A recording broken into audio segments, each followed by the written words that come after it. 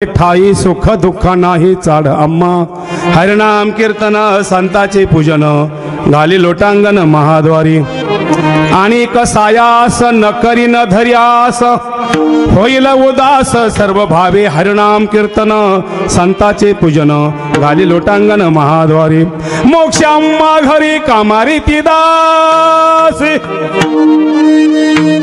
मोक्ष अम्मा घरी कामारी ते दासी होय सांगो ऐशी तुका म्हणी हरिनाम कीर्तन संताचे पूजन घाली लोटांगण महाद्वारी महायोग पीठे तटे भीमरथ्यम वरम पुंडलिकाय दातृमहिंद्रे समागत अधिष्ठान्तमनंद कंदमु प्रब्रह्मलिंगम भजे पांडुरंगा करू प्रथम नमन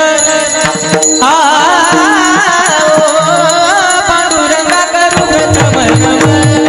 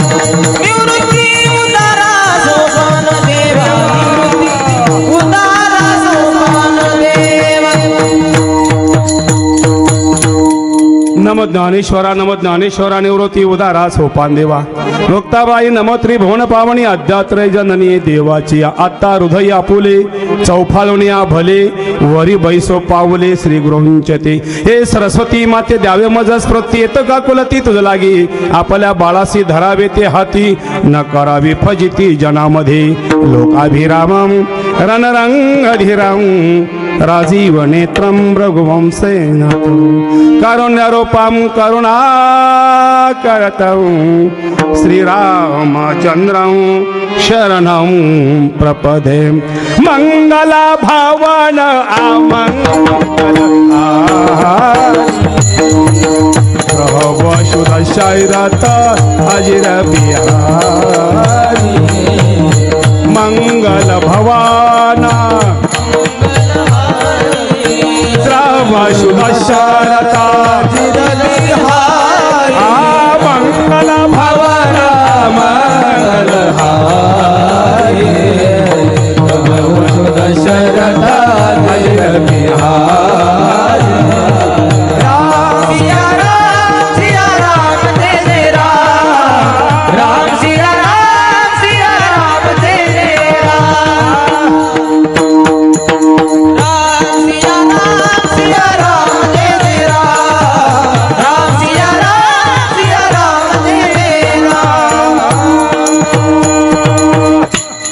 जय हनुमान ज्ञान गुण सागर जय कपिसती लोक उजागर रामदूता तोलित बलधाम अंजनी पुत्र पवन सुत नाम शरण शरण हनुमंता तुझ्या आलो रामदूता काय भक्ती त्याच्या वाटा मज धावा या शुभटा शरण शरण एकनाथा पायी माथा ठेविला नका पाहू गुणदोष झालो दास पायाचा घेईन मी जन्म याच साठी देवा तुझी चरण सेवा साधावया हरिनाम कीर्तन संताचे पूजन घाली लोटांगण महाद्वारी उठाला उठाला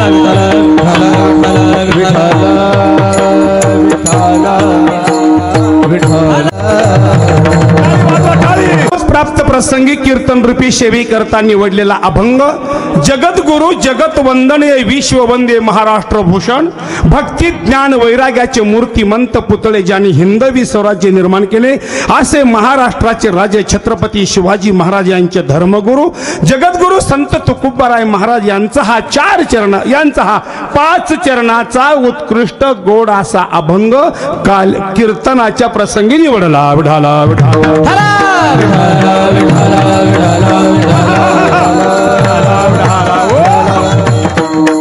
अभंगावर चिंतन करण्यापूर्वी आजची कीर्तनाची सेवा किमनिमित्त माझ्याकडे आलेले आहे सर्वांना ज्ञात आहे पण सांगणं कीर्तनकाराची एक जबाबदारी आहे भारत भूमीमध्ये भारतातून अशा पवित्र महाराष्ट्रामध्ये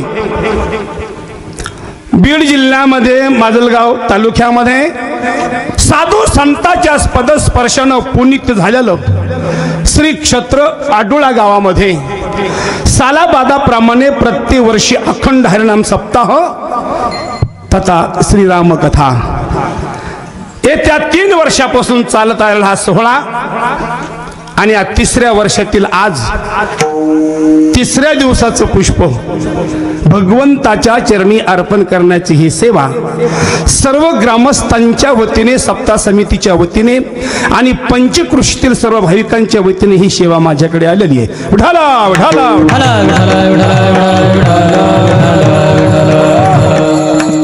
आणि या सप्ताहाचं ज्यांच्याकडे नेतृत्व आहे ज्यांचं मार्गदर्शन आहे असे आमच्या हरिभक्तपरायण ताई साहेब तेही आज उपस्थित आहेत त्यानंतर आमचे मानसपुत्र वैभव सोळंके महाराज त्यांनी सर्व केलेला हा कुटाटोप आहे आणि कोणामुळे काय लाभ होतो हे सांगता येत नाही एकाच्या कैवारे उगवी बहुतांचे नाही तरी आपला ना त्यांचा आणि आपला नाते संबंध आहे असो द्या आणि कार्यक्रमासाठी उपस्थित हे सर्व महाराष्ट्रातील सुप्रसिद्ध कलाकार आहेत महाराज असे गाणारे असे वाजवणारे अशी मंडळी भेटत नाही पण अशी मंडळी आपल्याला भेटते ना हे काहीतरी आपलं पहिल्या जन्मातलं परम भाग्य असलं पाहिजे त्याच्याशिवाय नाही घडत आजच्या कीर्तनाच्या साथी करता ज्यांची मृदंगावर थाप आहे हरिभक्तपरायण योगेश महाराज तसं जर पाहायला गेलं तर ते दिसत नाहीत पखत वाजत असतील म्हणून आणि हे खरं वारकरी संप्रदायाचं भूषण आहे महाराज त्यानंतर इकडून जर पाहावं तर हरिभक्तपरायण रोहन महाराज पखवाद त्यांच्यापेक्षा पखवादाचं वजन जास्त असेल पण त्यांच्या पुढे पखवाद असा धागिनता बोलतोय हे माझ्या ज्ञानोबरायाची तुकोबरायाची ताकद आहे दादा हो त्यानंतर इकडे असणारे सुंदर आमचे गायनाचारी अविनाश महाराज जाधव आणि त्यानंतर त्यांच्या जोडीला केदार महाराज जाधव अशी आजच्या कीर्तनासाठी त्यांची उपस्थिती आणि माझे सर्व आळंदीचे विद्यार्थी आहेत आता प्रत्येकाचं नाव घ्यायला वेळ लागेल आणि 7 दिवसापासून जे आपले व्यासपीठ चालवतात ते हरिभक्तपरायण एकनाथ महाराज आणि आपले धालेगावचे गंगा मसल्याचे धालेगाव नाव सांगा अनिरुद्ध महाराज हे आणि आता हे सर्व आमचे साथीदार भजनी मंडळ ग्रामस्थ मंडळी आणि ज्यांचा आमचा आवाज तुमच्या कानापर्यंत येऊन जेव्हा आदळतो ना ते आमचे साऊंड सिस्टीम आणि खरी मजा हीच आहे दादा असू द्या एकदा मोरेश्वराच्या चरणावरती नतमस्तक होतो छत्रपती शिवाजी राजांच्या चरणावरती नतमस्तक होतो. आजच्या व्यासपीठाला वंदन करतो. माता बहिणी पुरुष वर्ग सर्वांच्या पुढे नतमस्तक होतो आणि माझ्या तुकोबरायाच्या अभंगाचं पुष्प गुंफायला सुरुवात करतो. मस्तक हे पायावरी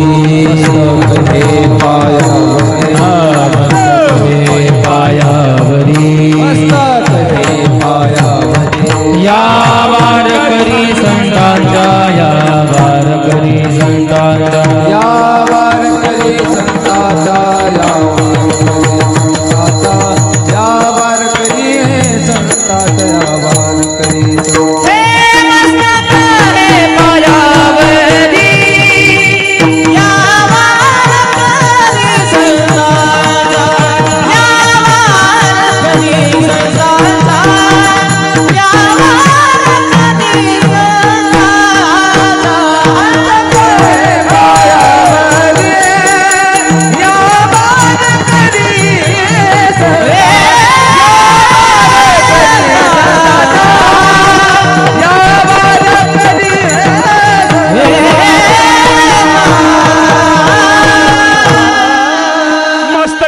या वारकरी संतांच्या तुम्हा थोरा मोठ्यांच्या चरणावरती नतमस्तक होतो आणि माझ्या तुकोबरायाच्या अभंगाचा विषय तुमच्या पुढे मांडतो. विढाला विढाला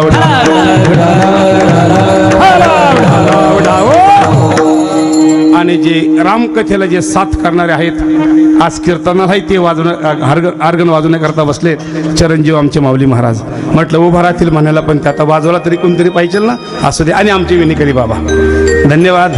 मी तर म्हणतो असे विनेकरी आमच्या संगच पाहिजे काही. पण त्यांना संग घेऊन जावं. त्यांचे घरचे काय म्हणते ना आम्हाला याच्याकरता तुम्ही सत्य करायला लागले का. आम्ही त्यांना घेऊन गेलो मी तुम्हाला बरं वाटेल का. विठाला विठाला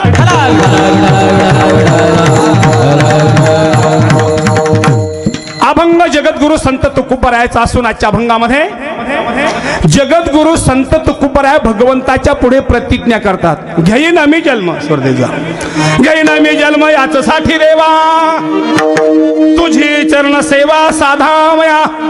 ह्या अभंगाद्वारे जगद्गुरु संत तुकोबरायाची प्रतिज्ञा आहे. पण ती प्रतिज्ञा कशा करताय तर केवळ तुकोबराय म्हणतात की मला जन्म घ्यायचा आहे. आता जन्म घ्यायचा ही गोष्ट खरी घेईन आम्ही जन्म पण कशा करता घ्यायचा आहे तर तुझी चरण सेवा साधावया.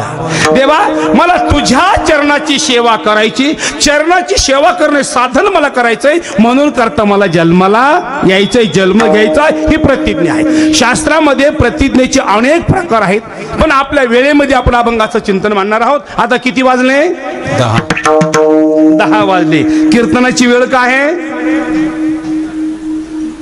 9 ते 11. आता वाजले किती 10. आता कसं पाहिजे 10 ते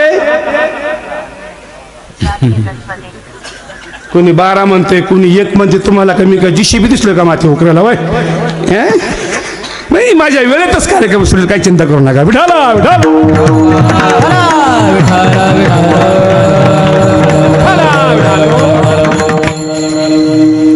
त्याच्यामध्ये 3 मुद्दे मांडतो. ऐका जरा. देवाला आणावं लागतं. देवाला आणावं लागतं. जीव जन्माला येतो आणि संत जन्म घेतात. देवाला आणावं लागतं. लक्षात ठेवा देव आणणं हे सोपं नाही.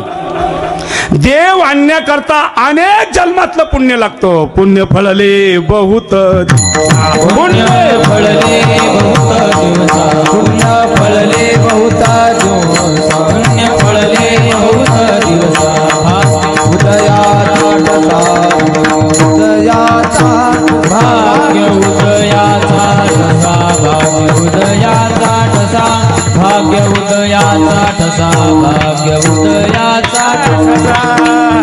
पुण्य लागतं पहिल्या जन्मातलं.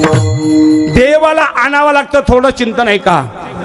ज्या वेळेला भगवान परमात्मा आनागोंदीच्या राजाकडे होता आणि आनागोंदीच्या राजाकडून देवाला ज्यांनी आणलं ते पैठणचे भानुदास महाराज. ऐका जर भगवंताला त्यांनी आणलं जर नसतं तर अनागोंदीच्या राजाच्या कैदीतून भगवान परमात्माची सुटका झाली नसती. आणणारे भानुदास महाराज देवाला आणल्यामुळं देवाला असं वाटलं या संताचा थोर उपकार आहे माझ्यावर, म्हणूनच मला इथं अवतार घ्यावा लागेल. म्हणून भानुदासाच्या कुळी महाविष्णूचा अवतार म्हणजे तेच पैठणचे नाथ महाराज, आणि त्यांचा ग्रंथ चालू आहे आपलं भावार्थ रामायण. आणला देव. लक्षात बसेल मुद्दा तर पुन्हा ऐका. ज्या वेळेला भगवान श्रीकृष्ण परमात्मा कंसाच्या कारागृहामध्ये बंदीखान्यामध्ये भगवान परमात्मा अवताराला आले, विचार केला तर भगवान प्रभू रामचंद्राचा जन्म दुपारी 12 वाजता आहे आणि कृष्णाचा जन्म जरा बोल जा रात्री 12 वाजता. कृष्णाचा जन्म रात्री, रामाचा जन्म दिवसा दुपारी. रामाचा जन्म अष्टमीचा, कृष्णाचा जन्म नवमीचा. रामाचा जन्म राजवाड्यात, कृष्णाचा जन्म बंदीखान्यात, तुमचा आमचा जन्म सरकारी दवाखान्यात. देवाचं चिंतन येते. भगवान परमात्मा बंदीखान्यामध्ये अवताराला आल्यानंतर एकाएकी 8 वर्षाची मूर्त देवकीच्या पुढे उभी. त्या टायमाला आई म्हणते बाळा, माझा मुद्दा आहे की देवाला आणावं लागतं. आई म्हणते बाळा जरा लहान हो. आई मला लहानही होता येतं, मोठाही होता येतं. आई पण मला तुला काहीतरी सांगायचंय म्हणून करता मी 8 वर्षाचा झालो. काय सांगायचंय सांग. आई मला इथे ठेवू नको.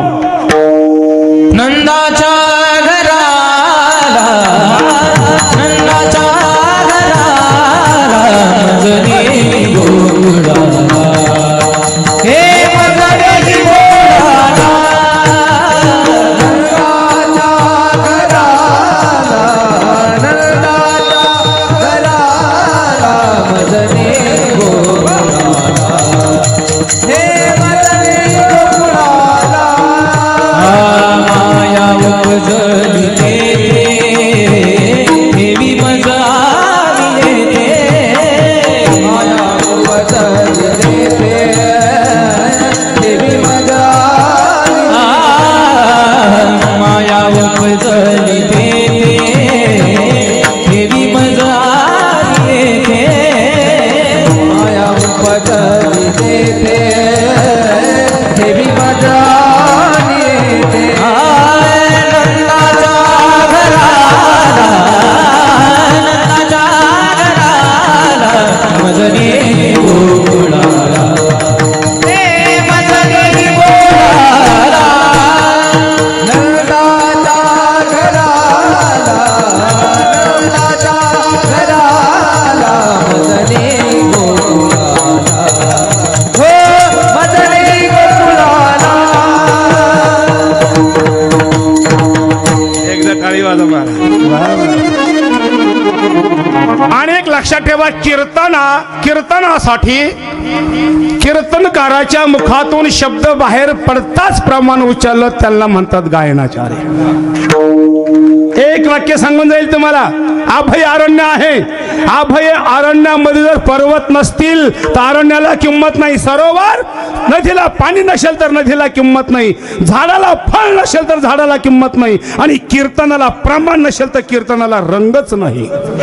अलंकार हे प्रमाण आहे कीर्तनाचं. सुंदर प्रमाण दिलं महाराज. त्याला बी पाठा लागतो, अभ्यास लागतो. एकदा मी कन्नड तालुक्यामध्ये गेलो कीर्तनाला, कन्नड तालुक्यामध्ये आणि गेल्यानंतर त्या दिवशी नेमकं रविवारचा दिवस होता, मार्गशीर्ष महिना होता. आणि आता मला सांगा, मूर्ती प्राण प्रतिष्ठेचं कीर्तन जर असेल, आता सर्व फडावरली मंडळी महाराज, आळंदीची विद्यार्थी अभ्यास यांचा, मूर्ती प्राण प्रतिष्ठेचं कीर्तन म्हणलं की मालिकेमध्ये फिक्स आभार उभारीला हात जगी जाणावली मात देव वैसले किंवा देव घ्यावा कोणी, देव घ्यावा कोणी, ठराविक अभंग. पण मूर्ती होती खंडोबाची. मला विचार पडला अभंग कोणचा निवडावा. आल पटकन हांडवा किंवा देव केव्हा काय बुद्धी दिन सांगता येत. घेतला अभंग, वाजू नका बरं का. मल्हारीची वारी माझ्या मल्हारीची वारी, मल्हारीची वारी माझ्या मल्हारीची वारी, मल्हारीची वारी माझ्या मल्हारीची वारी, मल्हारीची वारी माझ्या मल्हारीची वारी. अहम वाग्या सोनम वाग्या,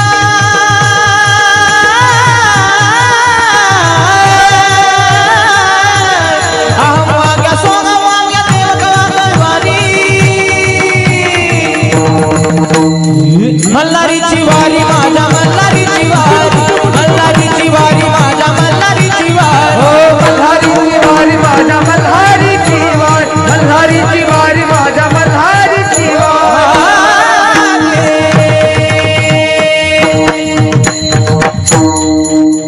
आली कोणाची उन्हाळ्यामध्ये तारीख तर बरोबर येईल. मंडळी असलं काय मी काय बोलले लक्षात ठेवा. तर मी म्हणायचो मल्हारीची वारी माझ्या मल्हारीची वारी, पण तिथं काय होतं एकच माईक होता. मागचे थोडेसे नवीन मंडळी होते, मागच्याकडे एक माईक नव्हता. आणि मी जे म्हणायचो नेमकं मल्हारीची वारी म्हटलं की मागचा म्हणणार त्यावेळेला नेमका माईक बंद पडायचा. त्याचं माझं काही सूत्र जमाना, मागच्याचं काही बजेट बसाना. मी म्हणा तर हिंमत लावून म्हणा, तो मला पुढं तुम्ही म्हणा. हो मी म्हटलं मल्हारीची वारी माझ्या मल्हारीची वारी, माईक पडला बंद. त्याला काय घुम झाला, ते म्हणतोय मथारीची वारी माझ्या मथारीची वारी. मला कीर्तन झालं आपलं, विठाला विठाला आनंदाच्या घराला मजने ही गोकुळा. शब्द निघताच प्रमाण. माझा मुद्दा असा इथे थांबायचा आपल्याला. भगवान परमात्म्याला वसुदेवाने आणलं, बंदी खाण्यातून गोकुळामध्ये आणलं. बाकीचं चिंतन मांडायचं नाही. आपला मुद्दा एकच आहे की देवाला आणावं लागतं.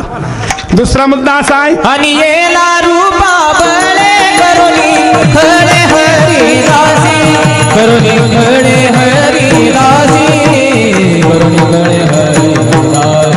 आणि येला रूपा बळे करुणी खडे हरी दासी, करुणी खडे हरी दासी, करुणी खडे हरी.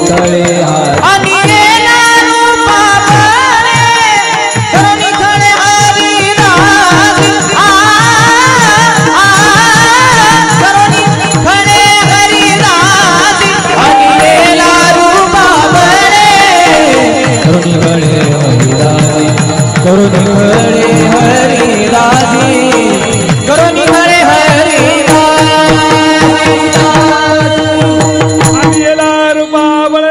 आणला देवाला. हा माझा मुद्दा आहे. दुसरा मुद्दा, तीन मुद्द्यापैकी एक संपला. दुसरा मुद्दा असा आहे जीव जन्माला येतो. जीव जन्माला येतो म्हणजे तुम्ही आपण सर्व जीव आहात.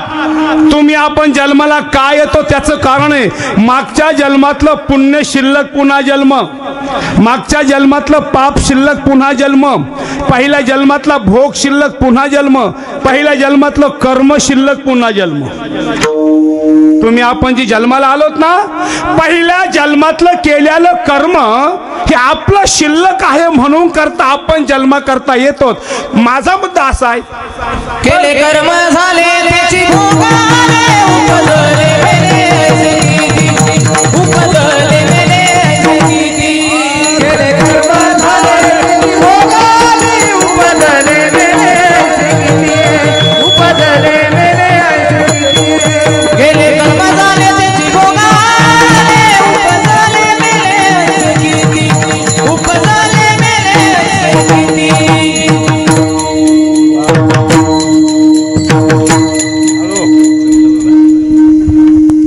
लई दिवसाने अशी मंडळी भेटतो तर वाटतं एकदाच हात धुवून घ्यावा. काय प्रमाण दिला? केले कर्म झाले त्याची भोगा आले, उपजले ऐसे मेले किती. याला पहा पुन्हा ओवी. आगा कर्मी जय उरावे, तैते सुखी देखी फळा यावे, तया ते भोगावया आले देहा एका. केलेलं कर्म भोगण्याकरता तुम्हाला परत जन्माला यावाच लागतंय. तुम्ही आता जो परमार्थ करताय ना, आता इथं एवढा मोठा सप्ताह आहे ना, हे तुमचं पहिल्या जन्मातलं पुण्य शिल्लक आहे. पहिल्या जन्मातलं पुण्य शिल्लक आहे म्हणून करता एवढा उठा ठेव आहे. असे काही बरेचसे जीव जन्माला येतात दादा, जन्मल्यापासून तर मरोपर्यंत तोंडामध्ये रामही येत नाही आणि कधी मंदिराची पायरी बी चढत नाही. ज्याचं त्याचं कर्म आहे. कर्माबद्दल 2 किंवा 3 मुद्दे मांडतो माझ्या वेळेमध्ये. अभंग 5 चरणाचा आहे आणि आजचं कीर्तन आहे शिवजयंती निमित्ताने आणि त्यातली त्यात एक मोठा पर्व काळ आहे. अभंग तुकोबारायचाच का निवडला की आजची दशमी बाबाजी आपुले सांगितले नाम मंत्र दिला रामकृष्ण हरी. मग शुद्ध दशमी पाहुणे गुरु मग शुद्ध दशमी पाहुणे गुरु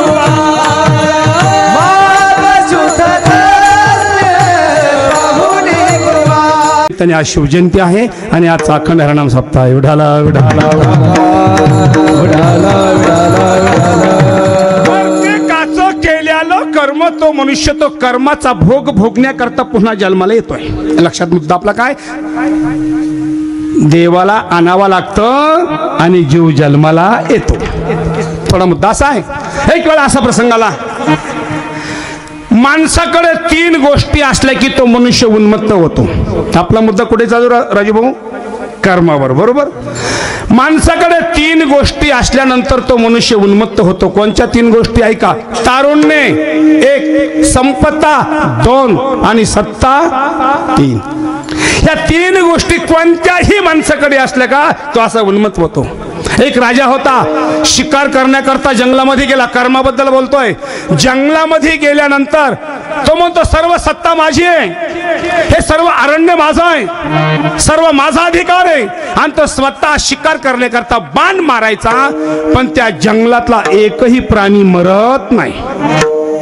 त्याला वाईट वाटलं, माझी सत्ता असून माझ्या सत्तेवर माझं काही चालत नाही. राग आला त्याला. माणसाला कोणत्या माणसाला केव्हा राग येईन ते सांगता येत नाही. घोड्यावरून खाली उतरला, एक एक प्रश्न विचारील, नक्की तुम्ही उत्तर द्याल अशी माझी खात्री. घोड्यावरून खाली उतरला, गारगुट घेतली, गारगुटीचा एक दगड घेतला. गारगुट समजते ना कशी असते ती, पांढऱ्या कलरची, बरोबर. ऐका, मग त्या गारगुटीवर ज्या घोड्यावर बसला होता तर दोन्ही पाय गुंतवण्याकरता त्या 2 कडे असतात. त्याला काय म्हणतात तुमच्याकडे? तुम्ही घोड्यावर बसले नाही अजून कोणीच बसलं नाही. रिखिबा, बरोबर. असं रिखिबा म्हणता नाही कसं असतो. आता ते जुन्या गोष्टीत सहसा आता पुढच्या पिढीला सांगता येणार नाही दादा. रिखिब्या होत्या, ती रिखिबी घेतली आणि त्याने त्या गारगुटीच्या खड्यावर मारली. थोडं चिंता नाही का, जुने लोक हेच करत होते. एक लोखंडाची पट्टी राहायची एवढी, छोटासा गारगुटीचा खडा घ्यायचा, त्याच्यावरती कापसाचा एक बोळा ठेवायचा आणि ती वरून त्याला काय म्हणतात, चकमक. कोण बोल असं सपोर्ट करा म्हणजे मला बरं वाटेल. त्याला म्हणतात चकमक, बरोबर. आणि त्या दोहीच्या घसरशणामध्ये तो विस्तू पेटतो आणि पेटल्यानंतर मग तो विस्तू तोंडात घालायचा. चिलमीच्या, आपल्या नाही. अलग लक्षामध्ये. तसं तो प्रयोग त्या राजानं केला आणि गारगुटीवरती पायातली रिखिबी मारली. खाली ठिणग्या पडल्या, जाळ होऊ लागला, पेटू लागला आणि पेटता पेटता पेटता अरण्य पेटू लागला. आणि अरण्य पेटता पेटता झाडं पेटले, जंगल पेटला, आकाशापर्यंत जोहळा चालल्या त्या अग्नीचा. दादा हो, त्यावेळेला जंगलातले प्राणी जीव वाचवण्याकरता पळायचे. झाडावरली पक्षी पटापट खाली पडायचे, थर फडायचे, मरायचे. आणि मग त्याला आनंद वाटला. आता जाताना कुठे सत्ता माझी आहे, आता कुठे जाल सत्ता माझी आहे. पण त्या अरण्याला आग लागल्यानंतर सर्व प्राणी जिकडं तिकडं पळू लागले. एका भोयऱ्यामध्ये, एका गुहेमध्ये एक सर्प होता. त्याला 100 पिल्ले होते. आणि ती सर्पीन ते जाळ फुंकायचे प्रयत्न करायची, विझवायचे प्रयत्न करायची, कारण ती तिच्या पिल्लांचा बचाव करत होती. दादा अग्नी थांबा ना. तिचा जीव वाचाय करता ती पुन्हा बाहेरून दुसऱ्या बेळामध्ये निघून गेली. दादा योगाशी फुंक मारता मारता पुन्हा आपल्या आई पिल्ल्याजवळ आली. प्रयत्न करते, कासावी सूग लागली, माझ्या बाळाला कोण वाचवे. जोरात फुंक मारल्यानंतर त्या अग्नीच्या जोहळा चालू होत्या, तेवढे म्हणजे त्या सर्पिणीचे दोन्ही डोळे गेले. कालांतराने अग्नी विझला आणि आपले बाळ कुठे आहेत म्हणून ते त्या बाळांच्या पिल्लाच्या अंगावरून अंग आपलं फिरू लागली, तर त्या अग्नीमध्ये 100 मुलं ते बाळ जळून खाक झालेली होती. आणि मग ती बाहेर दरवाजापाशी आली, डोळे गेले होते, एकदम खणावली आतून, कोण आहे तो दुष्ट मूर्ख, कुणी हे कर्म केलं अरण्य पेटवण्याचं. लक्षात ठेव, तू अरण्य पेटवलास, अग्नीमुळे माझे 100 मुलांचे डोळे गेले. लक्षात ठेव, 14 पिढ्यानंतर तू राजा होशील. शब्द समजतात ना? सर्पिन त्याला म्हणते 14 पिढ्यानंतर तू एक राजा होशील, पण आंधळा होशील. जसे माझ्या 100 पिल्ले मारले ना, असे तुझ्या देखत तुझे 100 पिल्ले मरतील, तुझे 100 मुलं मरतील. हाच महाराष्ट्रातला धृतराष्ट्र. काय घडलं इथं? केले कर्म झाले त्याची भोगाले. प्रत्येकाने केलेलं कर्माचा भोग भोगण्याकरता आम्हाला जन्माला यावाच लागतं. वासना सुद्धा जन्माला कारण आहे. एक उदाहरण आहे, एक म्हातारी होती बिचारी, आपल्या शिष्यांकरता सुंदर असा बूट आणला. गुरु महाराजा करता शिष्य मंडळ काय काय आणतं ते सांगता येत हो. तिने बूट आणला. गुरु बी तसे असले पाहिजे. गुरु तेथे ज्ञान, ज्ञानबरांची ओवी, गुरु तेथे ज्ञान, ज्ञानी आत्मदर्शन, दर्शन ही समाधान. आणला तो बूट, ठेवला. महाराज बूट पायात घाला. पण योग असे होते, महाराजांच्या जीवाची आग तळमळ होऊ लागली. वय झालं होतं, एम दिसू लागले, आता हे जाणार. त्या लक्ष गेलं, समोर बूट ठेवला. आता बूट किती सुंदर, बूट किती सुंदर, बूट किती सुंदर. बूट बूट म्हणता म्हणता म्हणता म्हणता प्राण गेला. आणि चित्त कुठे गुंतलं, मन कुठे गुंतलं, वासना कुठे गुंतली? बुटामध्ये. बुटात गुंतलेली वासना, तेच महात्मा मेल्यानंतर गेल्यानंतर पुढच्या उतारामध्ये चंभार समाजामध्ये रोहिदास चंभार. विठाला विठाला विठाला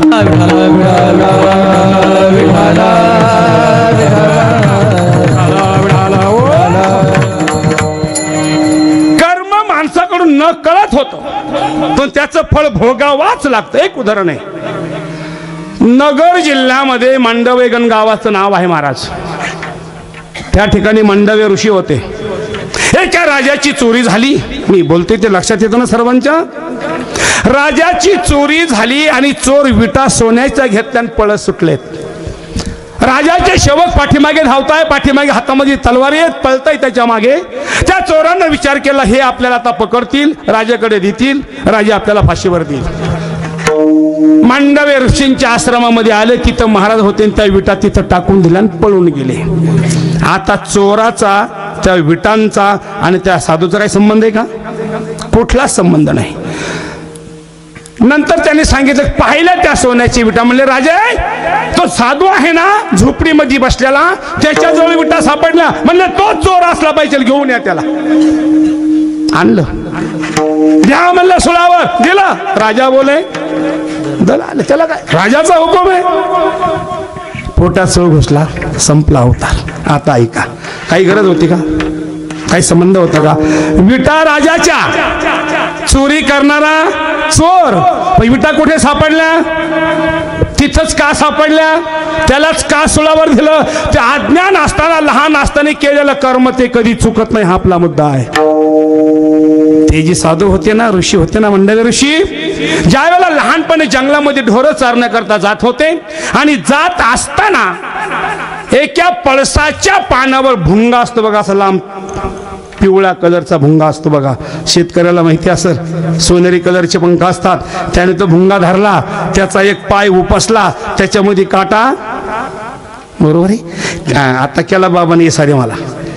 त्या भुंग्याच्या पायात काटा घातला आणि तो असा फिरल्यानंतर तो भुंगा गुणगुण गुणगुण असा आवाज येत होता. ते लहान मुलगा होता, लहान होते, कळत नसताना ते कार्य केलं. निस्ता भुंग्याच्या पाय उपसला आणि त्याच्यामध्ये काटा घातला. एवढंच कर्म केलं, एवढंच कर्म केलं, तर त्या कर्माचा भोग पोटामध्ये सूळ घुसून मरावं लागलं. विढाला विढाला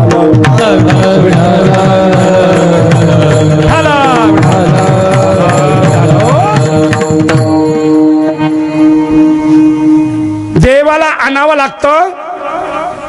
जीव जन्माला येतो आणि संत जन्म घेतात. आजच्या घेईन मी जन्म याद साठी देवा, घेईन मी जन्म याद साठी देवा, घेईन मी जन्म याद साठी देवा, घेईन मी जन्म याद साठी देवा, घेईन मी जन्म याद साठी देवा, घेईन मी जन्म याद साठी देवा, घेईन मी जन्म याद साठी देवा, घेईन मी जन्म याद साठी देवा, घेईन मी जन्म याद साठी देवा, घेईन मी जन्म याद साठी देवा, घेईन मी जन्म याद साठी देवा, घेईन मी जन्म याद साठी देवा, घेईन मी जन्म याद साठी देवा, घेईन मी जन्म याद साठी देवा, घेईन मी जन्म याद साठी देवा, घेईन मी जन्म याद साठी देवा, तुझी चरण सेवा सदा बया, तुझी चरण सेवा सदा बया, तुझी चरण सेवा सदा बया, तुझी चरण सेवा सदा बया, तुझी चरण सेवा सदा बया, तुझी चरण सेवा सदा बया, तुझी चरण सेवा सदा बया, तुझी चरण सेवा सदा बया, हरिनाम कीर्तन संताचे पूजन, हरिनाम कीर्तन संताचे पूजन, हरिनाम कीर्तन संताचे पूजन, हरिनाम कीर्तन संताचे पूजन, हरिनाम कीर्तन संताचे पूजन, हरिनाम कीर्तन संताचे पूजन, हरिनाम कीर्तन संताचे पूजन, हरिनाम कीर्तन संताचे पूजन. घेईन मी जन्म